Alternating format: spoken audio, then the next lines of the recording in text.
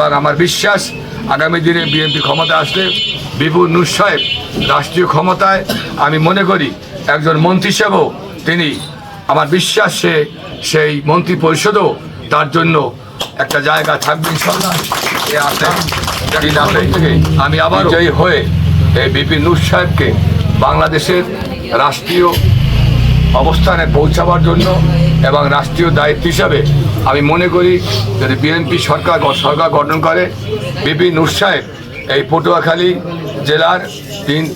আমাদের 3 আসনে গণমানুষের সেবা করার জন্য একজন উপযুক্ত প্রার্থী এবং মানবতার সেবায় যারা লাঞ্ছিত বঞ্চিত হয়েছেন দীর্ঘদিন যাবৎ তাদের সেবা করতে পারবেন এবং গলাচিপা 3 আসন অনুন্নত এলাকা সর্বসভা ছিল। যদি বিপি নূর সাহেব গলাচিপা থেকে 1 আসন থেকে সে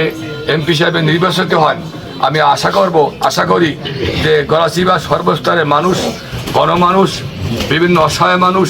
যারা আজকে ক্ষতিগ্রস্ত হয়েছেন এবং বিপি নূর সাহেব একমাত্র উপযুক্ত প্রার্থী, তিনিই পারবেন তাদের সেবা দিতে এবং তাদের মাল্যতা জায়গায় থাকবেন সেবা করতে। এবং আমার বিশ্বাস ব্যক্ত করে আগামী দিনে আমি আবারও আমার তারেক রহমান সাহেবের পক্ষ থেকে পটুয়াখালী জেলা বিএনপির পক্ষ থেকে আমি আজকে সবার সম্মানিত প্রধান অতিথি সহ তাদের সাথে আমাদের 1 আসনের